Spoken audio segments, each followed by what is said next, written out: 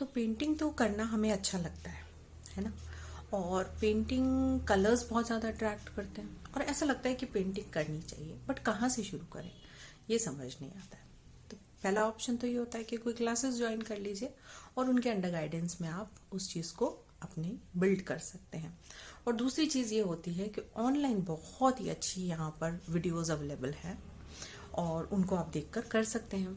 तो अब हम क्या करते हैं, एक वीडियो खोलते हैं और उससे कोशिश करते हैं कि ये जो ऑनलाइन बता रखा है लैंडस्केप, ये बनाने की कोशिश करते हैं। ठीक है, जैसे उसमें इंस्ट्रक्शंस दे रखे होते हैं और अगर इंस्ट्रक्शंस नहीं दे रखे तो म्यूजिक से हम उसको देखकर फॉलो करने की कोशिश करते हैं।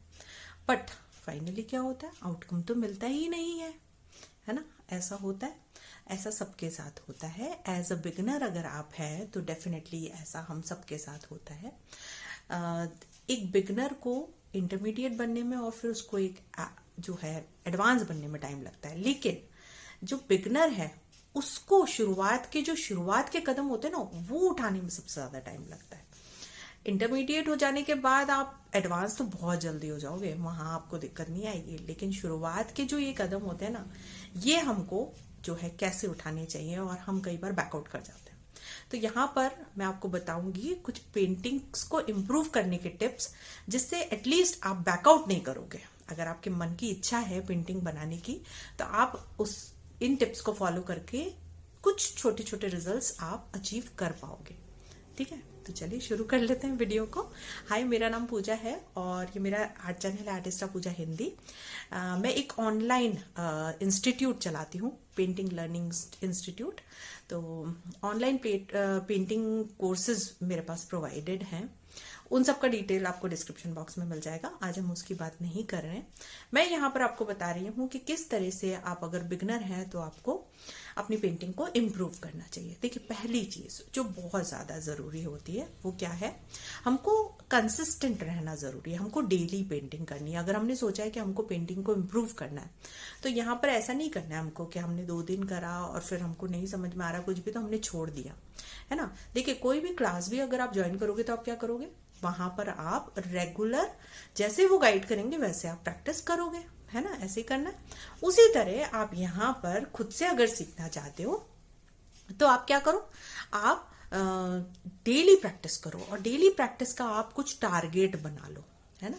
जैसे आधे घंटे डेली प्रैक्टिस करनी है, इस चीज का आप टारगेट बना लो और आप इस चीज को कम से कम 1 महीने तक फॉलो करो और फिर उसके बाद देखना और 1 महीने बाद आना इसी वीडियो के नीचे और जरूर कमेंट करना और मुझे बताना कि आपके लिए जो मैंने पहला टिप शेयर किया है वो आपके लिए इफेक्टिव रहा या नहीं। मुझे इंतजार रहेगा आपके आंसर का।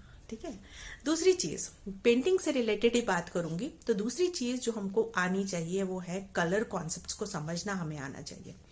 मेरे पास जो स्टूडेंट्स ज्वाइन करते हैं एज अ बिगिनर, मैं अपने क्लासेस में एज अ बिगिनर स्टूडेंट्स को ही लेती हूँ और उनको मैं एडवांस लेवल तक लेके जाती हूँ। ठीक है, तो क्या प्रोसेस रहता है, क्या चीज बहुत ज्यादा इंपॉर्टेंट है, वही आप लोगों के साथ यहाँ शेयर कर रही हूँ।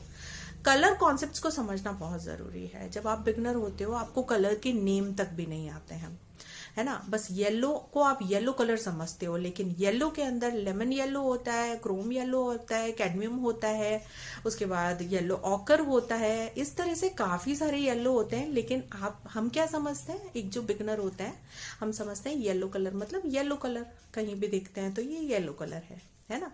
लेकिन एक आर्टिस्ट देखता है तो वो बोलेगा नहीं ये कैडमियम येलो है, नहीं ये येलो ऑकर है।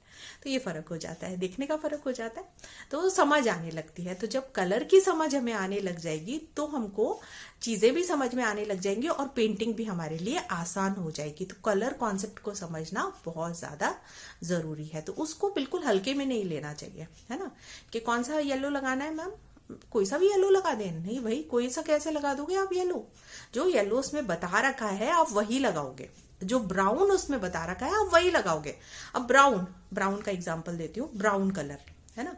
पेड़ का तना कौन से कलर का होता है, ब्राउन कलर का होता है। ठीक है, लेकिन आर्टिस्ट से पूछेंगे कि पेड़ का तना बताओ कौन से कलर का होता है, तो वो बोलेगा कि इसमें तो बर्न सियाना भी दिख रहा है, इसमें रॉम्बर भी दिख रहा है, इसमें हल्का सा बर्न टम्बर भी दिख रहा है और इसमें ब्लैक की टचिंग्स भी दिख रही है ना, और हल्का हल्का येलो ऑकर भी दिख रहा है इसमें। तो ये एक आर्टिस्ट ने बताया। कैसे बताया उसने? उसने अपनी कलर को, कॉन्सेप्ट को अच्छे से समझ रखा है। कैसे समझ में आएगा? जब आप इसको थोड़ा सा फोकस करोगे और इसको अच्छे से समझोगे। ठीक है, तो कलर कॉन्सेप्ट को समझना बहुत ही ज्यादा इंपॉर्टेंट है। तीसरी चीज क्या होती है? तीसरी चीज होती है कि आपको वैल्यूज को समझना है। अब वैल्यूज क्या होती है? देखिए, वैल्यूज एक बहुत ही प्यारा सा वर्ड है ना। आर्टिस्ट के लिए तो देखिए बहुत प्यारा सा वर्ड है। आपको समझाने की कोशिश करती हूँ अपनी बहुत सिंपल सी भाषा में। वैल्यूज का मतलब होता है कि हमको कोई भी कलर, जैसे ब्लू कलर है, ठीक है, अब इसकी हमको लाइटर वैल्यूज बनानी है। ठीक है, लाइटर वैल्यूज का मतलब क्या हो गया? आपको लाइट येलो बनाना है। लाइट येलो बनाने के लिए क्या करोगे? उसमें सॉरी, ब्लू कलर में बात करें ना अपन, तो ब्लू कलर लिया अपन ने, अब उसमें लाइट ब्लू कलर बनाना है। तो लाइट ब्लू कलर बनाने के लिए क्या करोगे? व्हाइट ऐड करोगे। किसी भी कलर शेड को जब हमको लाइट करना है तो हम उसमें व्हाइट ऐड करेंगे और उसकी लाइटर टोन्स बनाएंगे। ठीक है, लाइटर टोन्स जब आप उसकी बनाओगे तो उसकी लाइटर वैल्यूज क्रिएट हो जाएंगी। अब देखिए, ब्लू के अंदर थोड़ा सा व्हाइट ऐड करोगे तो वो थोड़ा सा लाइट करेगा ब्लू कलर को, है ना। थोड़ा ज्यादा ऐड करोगे तो वो थोड़ा ज्यादा लाइट कर देगा ब्लू कलर को। इसी तरह ज्यादा व्हाइट ऐड करते जाओगे तो वो ब्लू कलर को बिल्कुल ही लाइटेस्ट ब्लू कर देगा। ठीक है, अब यहां पर हम समझ गए कि कलर वैल्यूज है ये। ठीक है, अब इसी तरह इसको डार्क करना है तो हम क्या करेंगे? हम इसको ब्लैक से डार्क करेंगे। तो ब्लैक जब हम ऐड करेंगे तो बिल्कुल इतना सा ब्लैक ऐड करेंगे ना तो वो बहुत डार्क कर देगा। तो ध्यान रखना, बहुत थोड़ा सा ब्लैक ऐड करेंगे तो हल्का सा डार्कर ब्लू बनेगा, फिर उससे ज्यादा डार्कर बनेगा, फिर उससे ज्यादा डार्केस्ट बनेगा।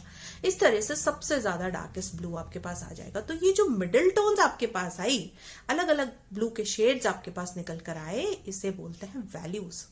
ये होती हैं वैल्यूज। कोई भी दो कलर्स के बीच में होती हैं वैल्यूज, तीन कलर के बीच में होती है वैल्यूज।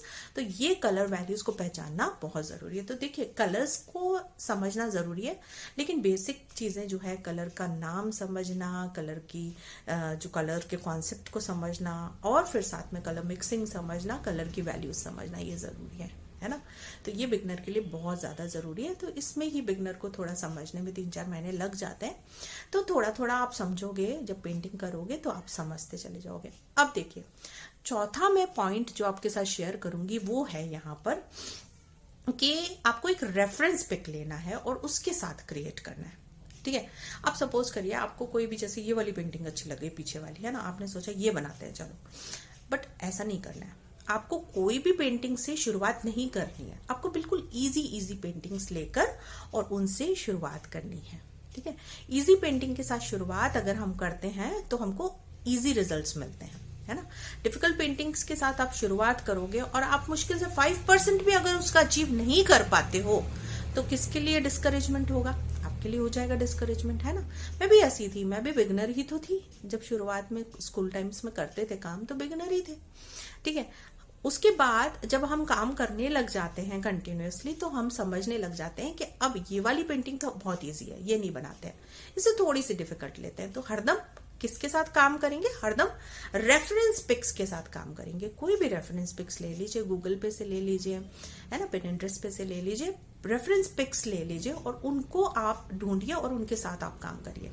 अच्छा, सबसे इंपॉर्टेंट टिप जो मैं आप लोगों के साथ शेयर करूंगी, जो हम बहुत लाइटली लेते हैं, मैंने देखा है जो स्टूडेंट्स मुझे ज्वाइन करते हैं ना एज अ बिगनर, वो बहुत लाइटली लेते हैं इस चीज को, बट बेसिकली इस चीज को हमको लाइटली नहीं लेना है। अब देखो, जो भी मीडियम में आप काम कर रहे हो उस मीडियम के बारे में आपको कौन सा मटेरियल चाहिए ये बहुत इंपॉर्टेंट है।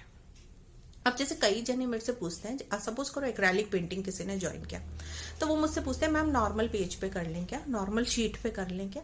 अरे नहीं भाई, एक्रेलिक पेंटिंग के लिए जो आपको प्रिस्क्राइब्ड मटेरियल है वो क्या है? एक्रेलिक पेंट्स तो होने ही चाहिए, है ना।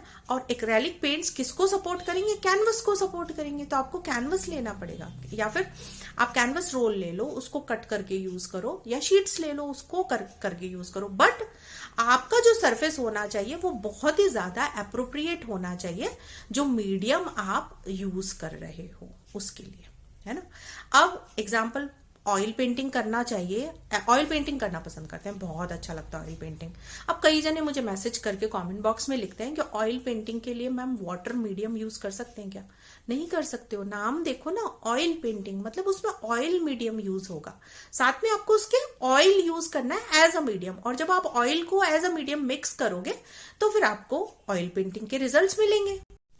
ठीक है, तो इसी तरह से poster colour painting, water colour painting, सभी के लिए मटेरियल जो है अलग अलग हमको मिलता है, और उसी मटेरियल के हिसाब से हमको प्रायोरिटी रखनी चाहिए कि हाँ पोस्टर कलर के लिए हमको इसी सरफेस पे काम करना है, वाटर कलर के लिए हमको वाटर कलर शीट्स पे काम करना है, पोस्टर कलर के लिए आप आइवरी शीट्स पे काम कर सकते हो, लेकिन वाटर कलर के लिए आपको क्या करना है, वाटर कलर के लिए आपको वाटर कलर शीट्स पे काम करना है जो 300 GSM होनी चाहिए। ठीक है, नहीं सब पे खर्च करना चाहते हो अलग अलग, तो मिक्स मीडिया शीट्स बाय कर लो। मिक्स मीडिया शीट्स के लिए आप ऑयल पेंटिंग भी कर पाओगे, एक्रेलिक पेंटिंग भी कर पाओगे, पोस्टर कलर पेंटिंग भी कर पाओगे और वाटर कलर पेंटिंग भी कर पाओगे, है ना, बट अप्रोप्रिएट मटेरियल होना जरूरी है। अब देखिए एग्जांपल एक और, वाटर कलर के लिए ब्रशेस जो रहती हैं बिल्कुल ही अलग रहते हैं। तो कई स्टूडेंट्स मुझे मैसेज करते हैं कि मैम एक्रेलिक पेंटिंग के ब्रशेस क्या हम वाटर कलर में यूज कर सकते हैं? नहीं कर सकते हो। वाटर कलर के लिए आपको डिफरेंट ब्रशेस बाय करने पड़ेंगे, और वाटर कलर का जो मटेरियल होता है वो बिल्कुल ही डिफरेंट होता है, तो आप कैसे यूज कर सकते हो, है ना। तो इन सब चीज की जानकारी हमको कैसे मिलती है, वीडियोस देखते रहेंगे तो जानकारी मिलती रहेगी। मैं इसी तरह के वीडियोस और ज्यादा लाती रहूंगी चैनल के ऊपर। आपका कोई क्वेश्चन है, क्योंकि इन 5 टिप्स को तो आप जरूर फॉलो करना, और फिर आप देखना कि आपको रिजल्ट्स मिलते हैं या नहीं। 100% एप्रोप्रिएट रिजल्ट्स आपको मिलने लग जाएंगे अपनी पेंटिंग में, अगर आप इन 5 टिप्स को भी फॉलो कर लोगे, है ना। आप चाहते हो मैं इसी तरह से और वीडियोस बनाऊं, तो मैं और वीडियोस बनाऊंगी आपके लिए। आप मुझे कमेंट बॉक्स में अपना क्वेश्चन लिख दीजिएगा। आपके क्वेश्चन के रिगार्डिंग भी अगर मुझे लगता है कि वीडियो बनाने की जरूरत है, तो मैं आपके क्वेश्चन के रिगार्डिंग भी वीडियो आपके लिए जरूर बनाऊंगी। ठीक है, तो उम्मीद करती हूँ वीडियो हेल्पफुल रहा होगा। पेंटिंग करना चाहते हैं आप तो जरूर इन टिप्स को फॉलो करिएगा। ये जो टिप्स मैंने आप लोगों के साथ शेयर करे हैं आज, ये सभी तरह की पेंटिंग के लिए अप्रोप्रिएटेड है ना। यहाँ पर आपको ऐसा नहीं है कि आपको कोई वाटर कलर करना चाहते हो, पोस्टर कलर करना चाहते हो, एक्रेलिक पेंटिंग या ऑयल पेंटिंग कुछ भी करना चाहते हो तो उसमें किसी एक के लिए हेल्पफुल रहेगा, ऐसा कुछ नहीं है, ये सभी के लिए हेल्पफुल रहेगा।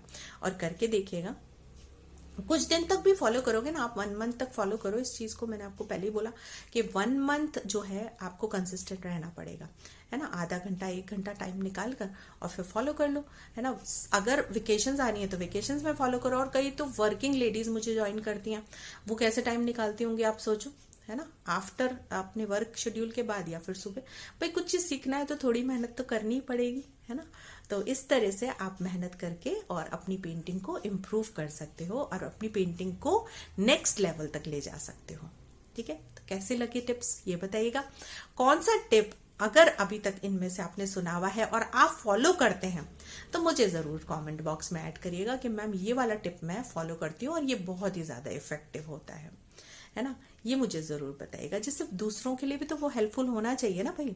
हम अपने लिए हेल्पफुल बना के रख लेंगे तो क्या अच्छी बात रही।